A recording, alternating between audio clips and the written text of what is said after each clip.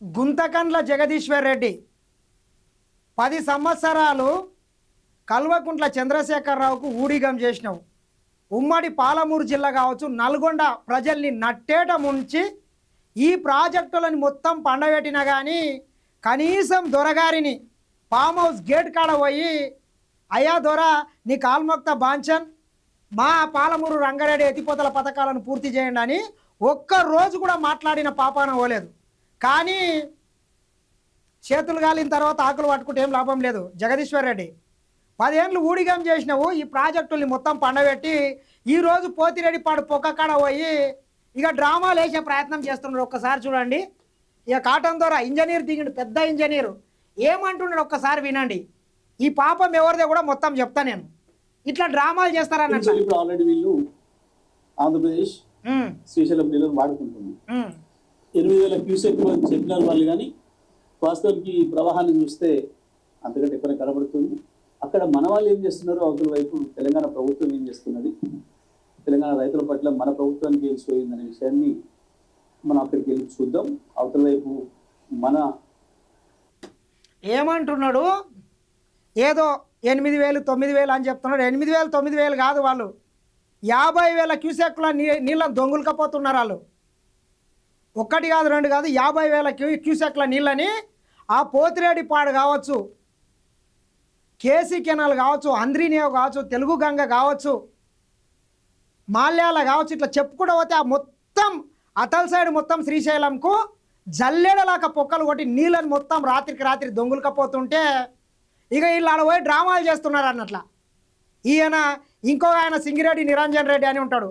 ఇక నేను పంజా కట్టుకున్నా, ఇక నేను రాజశేఖర రెడ్డి కన్నా పెద్ద లీడర్ని అని కటింగ్లు ఇచ్చుకుంటాడు. ఆయన పోయి ఆడ కటింగ్లు ఇచ్చుకుంటా ఆంధ్రప్రదేశ్ పోలీసులు మమ్మల్ని రాణిస్తలేరు సున్నిస్తలేరు అని చెప్పి సిగ్గు లేకుండా చెప్తున్నారు. ఆంధ్రప్రదేశ్ పోలీసులు ఇంకా నయం మిమ్మల్ని ఏమో అనలేరు. ఆయన పట్టి కట్టేయాలి పోతిరెడ్డిపాడు గేట్లకు. కట్టేస్తే అప్పుడు సోయ వస్తుంది మీకు. ఇలా దోస్తు జగన్మోహన్ రెడ్డి 10-12 గేట్లు ఉండే ఇంతకుముందు.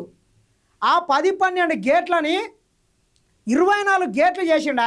24 గేట్లు చేసి రోజుకు 10-12 టీఎంసీల నీళ్లను దొంగులకపోయే విధంగా వాళ్ళు పెద్దగా చేసుకుంటే వీళ్ళు ఊడిగం చేసిండ్రు.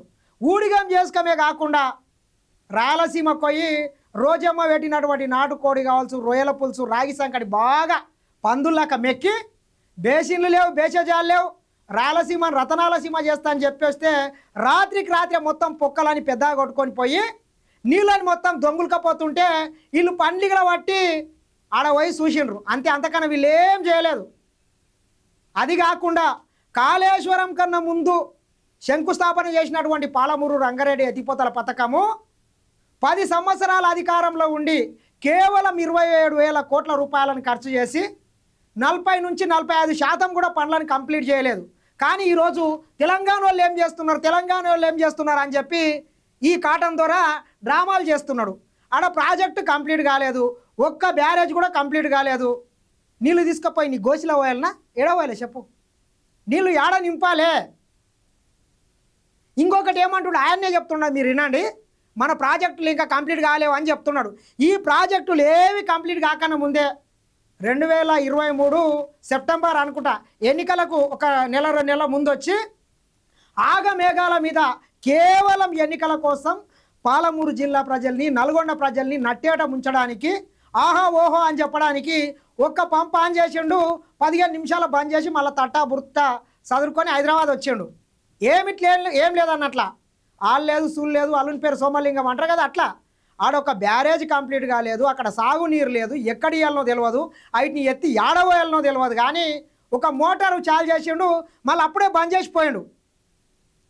ఇక వీళ్ళు సప్పట్లు కొట్టి బాబుకి పైసా అని వచ్చేసిండ్రు. అంతే, అంతకన్నా ఎక్కేం లేదు వీళ్ళు ఊడిగం చేసింది.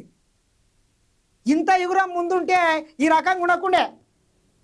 ఇగురంగల్ల పిల్లలు అన్నట్ల మా వాళ్ళు అంతా కలిసి చూడు. ఇంకేమంటున్నాడు, నార్లపూర్ దగ్గర ఎత్తిపోతలు కావచ్చు, పాలమూరు రంగారెడ్డి ఫాస్ట్ మాట్లాడు, అక్కడ అసలు నీళ్ళు ప్రారంభం చేసిండ్రా, 4 సార్లు నీళ్ళు ఎప్పుడు రావాలి, ఎప్పుడు ఎడం కాలువ రైతులకు నీళ్ళు ఇవ్వాలి, మన ప్రభుత్వానికి మన సోయిందా, అది మనం అవతల వైపు వెళ్ళి పరిశీలిద్దాం.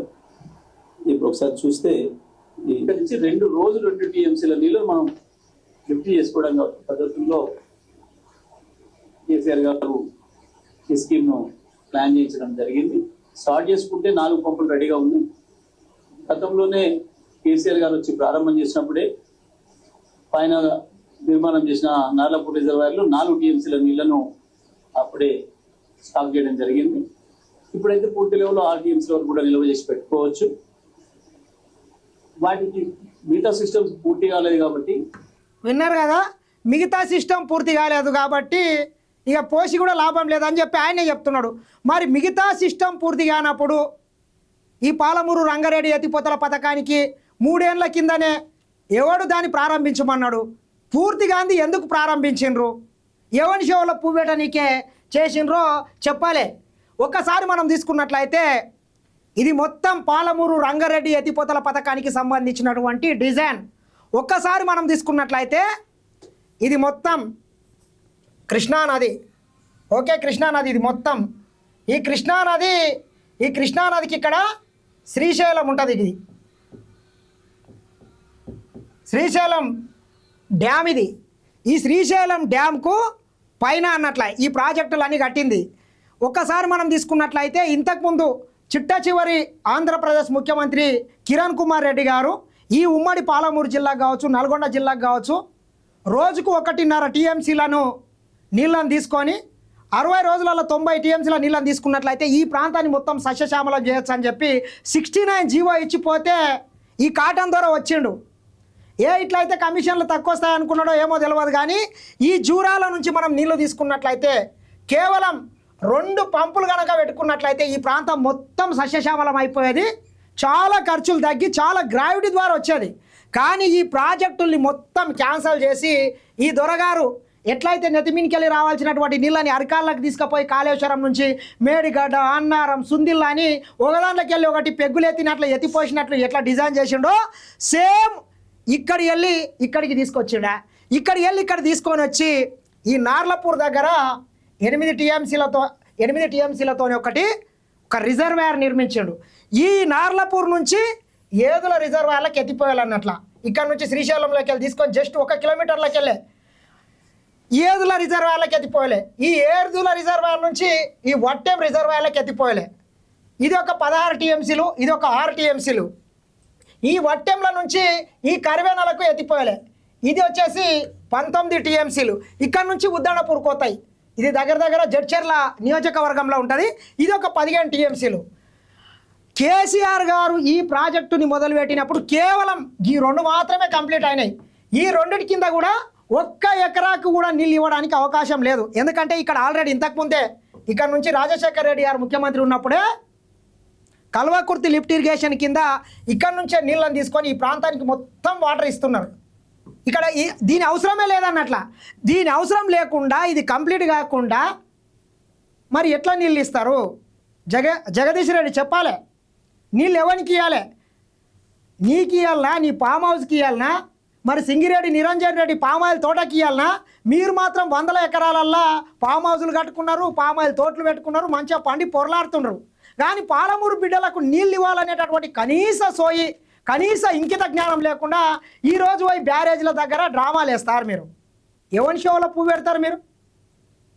అరే నల్గొండ జిల్లాకు నీళ్ళు ఇవ్వాలని చెప్పి ఆ రోజు రాజశేఖర రెడ్డి గారు ముఖ్యమంత్రి ఉన్నప్పుడు SLBC Srisailam left bank canal ద్వారా దాదాపు ఇక్కడ నుంచి ఇక్కడ 44 కిలోమీటర్ల సొరంగం దొవ్వి ఈ నల్గొండ జిల్లాలో ఫ్లోరైడ్ మహమ్మారి ప్రజల నడ్డి విరుస్తుంటుంది. ఆ ఫ్లోరైడ్ మహమ్మారిని తరిమి కొట్టాలని చెప్పి నీళ్ళు ఇవ్వాలని చెప్పి కాంగ్రెస్ పార్టీ అధికారంలో ఉండి 10 సంవత్సరాలలో దాదాపు 20 కిలోమీటర్లకు పైగా సొరంగం దొవితే ఈ సన్నాసులు అధికారంలోకి వచ్చిన తర్వాత కేవలం 10 ఏళ్లలో అధికారంలో ఉండి 10 కిలోమీటర్ల సొరంగం దొవ్విరు. అంటే వీళ్ళకి ఏ పార్టీ ఈ ప్రాంతం మీద ప్రేమ ఉన్నదో దీన్ని బట్టి అర్థమవుతున్నది మనకు. ఎవడు దీనికి బాధ్యత? ఎవడు? ఎస్ఎల్బిసి కంప్లీట్ కాకపోవడానికి ఎవడు? అతల్ సైడ్ శ్రీశైలంకు రైట్ బ్యాంక్ కెనాలని చెప్పి వాడు పొక్కలు పెట్టుకొని మొత్తం నీళ్ళని తీసుకొని చిత్తూరు కావచ్చు, నెల్లూరు కావచ్చు, అనంతపురం కావచ్చు, కడప కావచ్చు, చెన్నై వరకు నీళ్ళని తీసుకొని పోయి మొత్తం రాయలసీమను మొత్తము ఎడారిలాగా ఉన్నటువంటి జిల్లాని మొత్తం వాళ్ళు రతనాల సీమ చేస్తే వీళ్ళు మాత్రము ఊడిగం చేసుకుంటా చంద్రశేఖరరావు అడుగులకు మడుగులు ఎత్తుకుంటా ఆడ కాళేశ్వరం కాడ పోయి పువ్వులు చల్లుకుంటా సోకు చేస్తున్నారు అన్నట్ల. అరే దీనికన్నా వెనక సిరి 2016లో శంకుస్థాపన చేసినటువంటి కాళేశ్వరం ప్రాజెక్టు మొదటి విడత కల్వకుంట్ల దొరగారి ఫామ్ హౌస్ కాడికి 2019 కల్లా కేవలం 3 సంవత్సరాలల్లా 1,00,000 కోట్లకు పైగా బడ్జెట్ వెచ్చించి నీళ్ళని తీసుకుపోయారు. దాదాపు మేడిగడ్డ నుంచి దొరగారి ఫామ్ హౌస్ వరకు 250 కిలోమీటర్ల దూరం నీళ్ళని తీసుకొని వచ్చిండ్రు. 250 కిలోమీటర్లు 1,00,000 కోట్లకు పైగా ఖర్చు పెట్టి నీళ్ళని తీసుకొచ్చిండ్రు. కానీ ఇక్కడ తిప్పి కొడితే మనకు 100 కిలోమీటర్ల దూరం కూడా లేకుంటుంది. ఈ నార్లాపూర్ నుంచి ఉద్దండపూర్ వరకు కూడా 80 నుంచి 90 కిలోమీటర్ల దూరం. కేవలం ఒక 50,000 కోట్ల ఖర్చు పెడితే దాంట్లో సగం మొత్తం ఇదంతా కంప్లీట్ అయ్యేది. నిధులు ఇవ్వకుండా సర్వనాశనం చేస్తే పట్టించుకోకుండా మళ్ళొకసారి ఈరోజు ఈ ప్రభుత్వం మీద ఏం చేస్తుంది అంటే ఏం చేయాలి చెప్పండి. ముఖ్యమంత్రి రేవంత్ రెడ్డి గారు స్వాతంత్రం వచ్చినప్పటి నుంచి కూడా ఉమ్మడి పాలమూరుకు కావచ్చు, నల్గొండకు తీవ్ర అన్యాయం జరిగింది.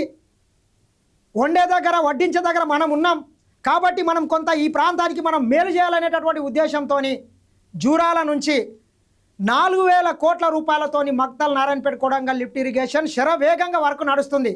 కేవలం 2 సంవత్సరాల పూర్తి చేయాలని చెప్పి కాంట్రాక్ట్ సంస్థల్ని హెచ్చరిస్తే యుద్ధ ప్రాతిపాదికన వర్క్ నడుస్తున్నది. కళ్ళు కనబడతలేవా మీకు? అదేవిధంగా మీరు చేసినటువంటి కాళేశ్వరం కావచ్చు, ఈ ప్రాజెక్టుల మీద చేసినటువంటి అప్పులకు కేవలం అప్పులకే ఈ 2.5 సంవత్సరాలల్లో 30 నెలల్లో 55,000 కోట్ల రూపాయల మిత్తులు కట్టినటువంటి సందర్భం.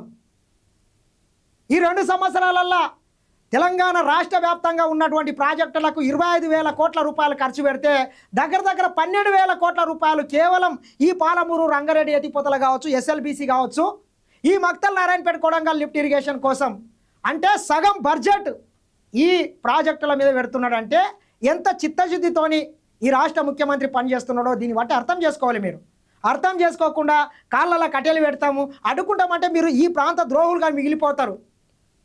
ఇంకో సన్నాసి ఏం చెప్తాడు, ముఖ్యమంత్రి రేవంత్ రెడ్డి గారు మా జిల్లా నుంచి ముఖ్యమంత్రి కావడము మా దురదృష్టం అని చెప్తాడు. ఆ సన్నాసి ఏకంగా వెళ్ళి కల్వకుంట్ల చంద్రశేఖరరావు ఇంట్లో బాసన్లు దోము, సిగ్గుశేరం లేనోడా, బాసన్లు దోము, బట్టలు ఉతుకు, ఊడిగం చేయి, లేకుంటే వాళ్ళ కుక్కల్ని వాకింగ్ చేపిస్తారా. 10 ఏళ్ళు మీరు వీకింది ఏంది, నాటింది ఏంది, కట్టలు కట్టింది ఏంది, ఎంతసేపు మీ మూటాలు ముల్యాలు మీ జోలే చదువుకున్నారు. కానీ ఈ పాలమూరు బిడ్డల వలసలు నాపలేదు, ఈ పాలమూరు బిడ్డల బతుకులు మార్చలేదు, 1 ఎకరాకు కూడా నీళ్ళు ఇవ్వలేదురా బాబు.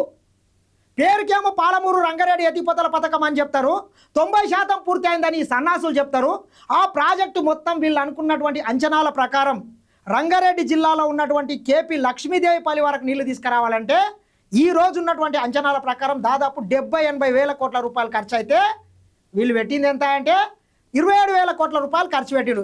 27,000 కోట్ల రూపాయలు ఖర్చు పెడితే ఎట్లా 90% పూర్తి అయిందో ఆలోచన చేయాల్సినటువంటి అవసరం ఉన్నది.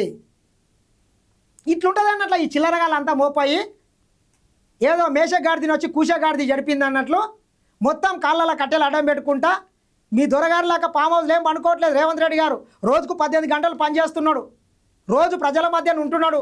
అమాసక్ పున్నంకి ఏదో యానగుందే మాణిక్యమ్మలాగా బయటికి వస్తలేడు, ప్రతిరోజు ప్రజల మధ్యన ఉంటున్నాడు. నీలాగా విలాసవంతమైనటువంటి గడిలు నిర్మించుకోలే, ఫామ్ హౌజులు కట్టుకోలేదు.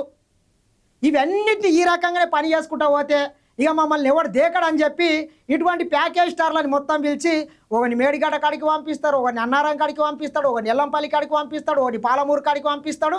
వాళ్ళు మాత్రం ఫామ్ హౌస్లలో మంచిగా పక్కలేసుకొని ఫుల్ బాటిల్ పెట్టుకొని అయిపోయిందాక అనుకుంటారు. వీళ్ళేమో మంచి ఇట్లా అక్కడక్కడ తిరుగుకుంటా ఈ లంగ ప్రచారము దొంగ ప్రచారం చేసుకుంటా మొత్తం ఈ రాష్ట్రాన్ని సర్వనాశనం చేసే ప్రయత్నం చేస్తున్నారు. కాబట్టి పాలమూరు బిడ్డల్లారా ఇటువంటి దొంగల మాటలు నమ్మకండి. కొత్త బిచ్చాలాగా రోజు వస్తుంటారు పోతుంటారు, కానీ మనకేమీ వీళ్ళ వల్ల న్యాయం జరగలేదు. మన పాలమూరుని నిండా ముంచిండ్రు. కాబట్టి ఇటువంటి వ్యక్తులతో తస్మా జాగ్రత్తగా ఉండాలి. ఎవడు అవునన్నా కాదన్నా 2034 వరకు తెలంగాణ రాష్ట్రానికి ముఖ్యమంత్రిగా రేవంత్ రెడ్డి గారు ఉంటారు. మనం అనుకున్నటువంటి పనులు మొత్తం అయితే ప్రాజెక్టులు వస్తాయి, నీళ్ళు వస్తాయి, నిధులు వస్తాయి, మన ప్రాంత బిడ్డల బతుకులు మారుతాయి. ఊరు లేనివాడు పేరు లేనివాడు 2009లో పాలమూరుకు వస్తే అయ్యో పాపం అని చెప్పి మనం ఎంపీ గెలిపిస్తే ఏమన్నాడు, అసెంబ్లీకి వచ్చిన తర్వాత 2014లో పాలమూరు బిడ్డలు నన్ను గుండెలో పెట్టుకొని గెలిపించిండ్రు, నేను కరీంనగర్ ఎంపీగా ఉన్నా, మెదక్ ఎంపీగా ఉన్నా, సిద్దిపేట ఎమ్మెల్యేగా ఉండి తెలంగాణ రాష్ట్రాన్ని సాధించలేను, కానీ పాలమూరు నుంచి ఎంపీగా ఉండి తెలంగాణ రాష్ట్రాన్ని సాధించిన కాబట్టి ఈ ప్రాంతం బిడ్డల రుణం తీసుకోవాలి. ఈ ప్రాంతం నుంచి బొంబాయికి కావచ్చు, దుబాయ్కి కావచ్చు, పూణేకి కావచ్చు, హైదరాబాద్కు ఏ అడ్డ మీద చూసినా పాలమూరు బిడ్డలు ఉంటారు. ఈ పాలమూరు బిడ్డల బతుకులు మారాలంటే ఈ ప్రాజెక్టులు మొత్తం కూర్చొని 3 సంవత్సరాలలో పూర్తి చేస్తాను, 9 ఏళ్ళు అయితే కూడా పూర్తి చేయకుండా మళ్ళొకసారి ముసలి కన్నీరు గారుస్తున్నారు. కాబట్టి ఇటువంటి దొంగల గురించి కొంత జాగ్రత్తగా ఉండాలని చెప్పి ఉమ్మడి పాలమూరు బిడ్డలను హెచ్చరిస్తున్నా. ఇటువంటి వాళ్ళు ఏడన్నా వచ్చి ఇటువంటి డ్రామా చేస్తే ఆనే వాటి చెట్టుకు కట్టేయాలని చెప్పి మరొకసారి తెలియజేస్తున్నా. ఇది చూస్తూనే ఉండండి SN TV.